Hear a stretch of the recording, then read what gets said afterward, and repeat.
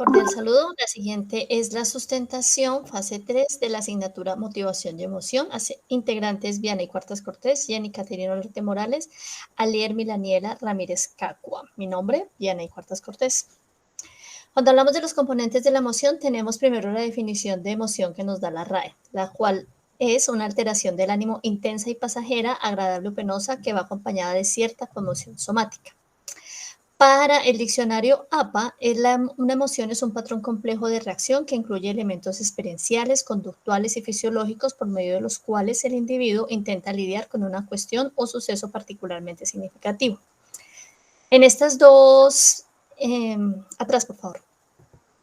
En estas dos definiciones podemos ver entonces que la emoción va vinculada con una conmoción somática, es decir, va vinculada a un proceso fisiológico. Por su parte, entonces, Scholes 2005 establece 3 dimensiones para las emociones, como son la dimensión cognitivo-subjetivo, conductual expresivo y fisiológico adaptativo. Siguiente. Cuando hablamos de la respuesta cognitiva subjetiva, tenemos, por ejemplo, una emoción como la ira, la cual se inicia con un pensamiento. Este pensamiento lleva a una manifestación y esa manifestación conduce a su vez a un sentimiento. Cuando se habla de la respuesta conductual expresiva, se relaciona con los gestos o las expresiones que se vinculan con una emoción, como es el desagrado, la ira o la alegría, etc.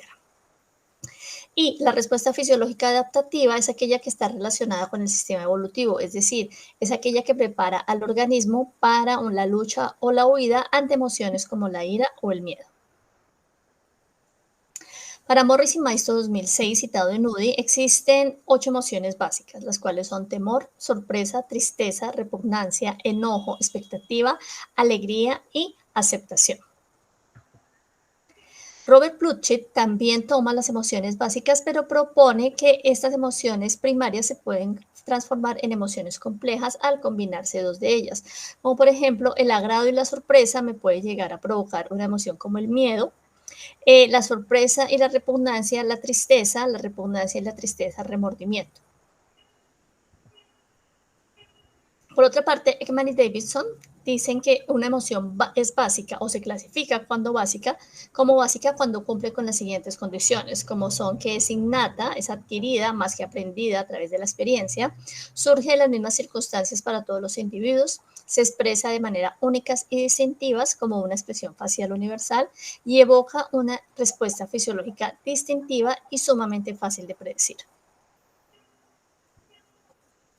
Dentro de las teorías de la emoción tenemos primero la teoría de James Lange, en la cual para estos investigadores el estímulo lleva a una reacción corporal y este a su vez lleva a una emoción. Entonces, de acuerdo con esta teoría, ante un estímulo, como sería, por ejemplo, ver un ratón, las personas que le tengan miedo al ratón, este estímulo va a llevar a una reacción corporal, como sería el sudor, como sería la agitación física, la aceleración, del ritmo cardíaco, y este lleva a la emoción.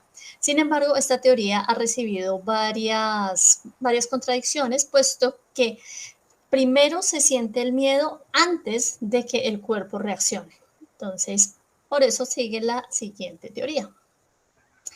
Para Cannon y Barr, la activación fisiológica y la respuesta emocional son simultáneas. La génesis de la emoción se da en la actividad del sistema nervioso central. Esta específicamente en la regulación que establece el tálamo, tanto sobre la corteza, en la génesis de la experiencia cognitiva de la emoción, como sobre el sistema nervioso periférico, y esto a tu vez lleva a la movilización de energía. Por otra parte, tenemos a Papek y McLean, el cual propone el sistema límbico de las emociones. Este sistema está conformado por varias partes cerebrales, como tenemos primero la amígdala, la cual se encarga del procesamiento y almacenamiento de reacciones emocionales, el hipocampo, el cual participa en los diferentes tipos de memoria explícitas e implícitas, el área septal, la cual está situada en el telencéfalo y influye en la percepción de los estímulos placenteros, la circunvalación del cíngulo, el cual está involucrado en la formación de emociones, procesamiento de datos referidos a conducta, aprendizaje y memoria. Y por último, la corteza orbitofrontal, la cual está relacionada a la toma de decisiones, regula la planificación de la conducta asociada a la recompensa y el castigo. Tenemos también la teoría cognitiva de Schachter. De acuerdo con esta, un estado emocional depende tanto de la activación fisiológica como de la interpretación cognitiva de la emoción. Y hasta que se interpreten, analicen y etiqueten los datos, se sentirá una auténtica emoción. De acuerdo con este autor, entonces, por ejemplo, cuando estamos sentados en algún lugar y llega una persona y nos toma de sorpresa, podemos tener primero una emoción de miedo, pero cuando ya identificamos la persona y si es de pronto algún conocido que nos está jugando una broma, podemos cambiar esa emoción, ya sea a rabia, puede ser, a algunas personas les da rabia que les hagan esto, o puede ser a alegría o a risa, dependiendo de cómo cada cual interprete esa emoción. Buenas noches, mi nombre es Ale Ramírez. Seguimos con la dimensión de la emoción. Como sabemos, el lenguaje es uno de los temas más importantes de las emociones, ya que nos ofrece sentimientos, estados de ánimo, el cual puede referirse una persona a través de la comunicación no verbal, o sea, la alegría, la tristeza, el enojo. Eso nos puede dar tres dimensiones. La dimensión valencia, siendo la construcción bipolar o cambiante, que varía desde el agradable o lo desagradable, construyendo experiencias hacia la moralidad. La arousal o activación, siendo la energía que desarrolla en las emociones que van desde un plano más tranquilo o totalmente activo, utilizando una activación de experiencias, emociones, siendo el sujeto necesario de la valencia, dice Davison en 1982. Y la dominancia, que es siendo el control que puede obtener cada persona caracterizándose en una fortaleza y una debilidad que puede presentar siendo dominante o sumiso. También tenemos los estímulos evaluados como agradables, el estímulo adverso teniendo una valencia defensiva y altamente arousal. Es la manera desagradable de recibir la información, ya sea física o social, nos dice Bower.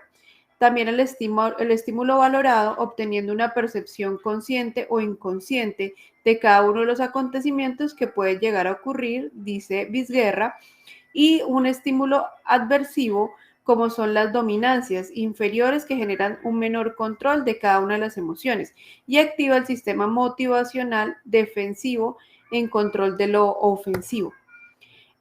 Por otra parte, tenemos las emociones y niveles de actividad, que es el mecanismo como lo no verbal que se puede utilizar para reconocer las distintas emociones y estudiar a través de su comportamiento facial, corporal, muscular, el sujeto, cómo va a interactuar con las demás personas, aumentando o disminuyendo pues, los valores voluntarios e involuntarios de su comportamiento.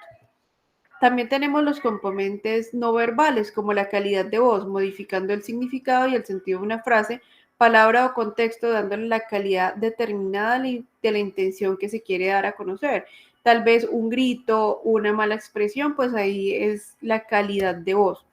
También tenemos las expresiones faciales, que es uno de los más importantes porque a través de las facciones del rostro podemos saber el comportamiento del sujeto. Las emociones que transmiten a través de la risa, el llanto, al mostrar sus dientes, podemos conocer qué está pensando el sujeto en este caso. El lenguaje corporal.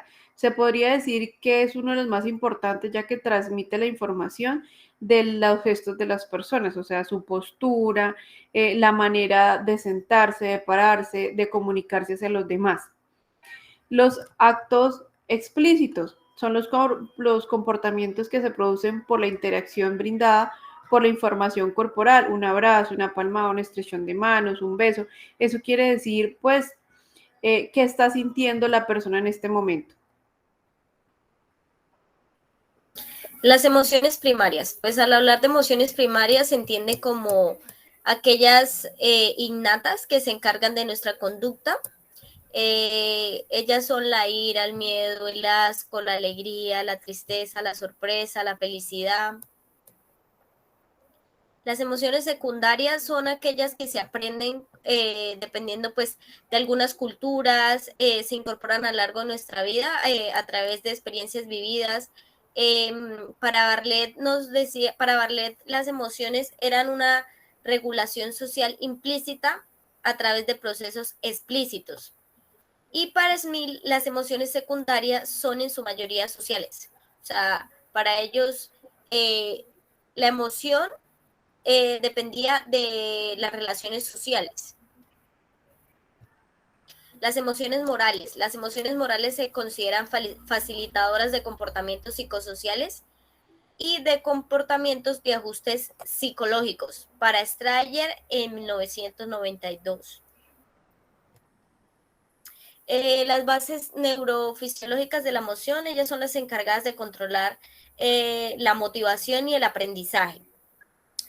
Purves 2004, pero a su vez son las encargadas también de causar enfermedades fisiológicas, ya pues que ellas están relacionadas con los desórdenes emocionales.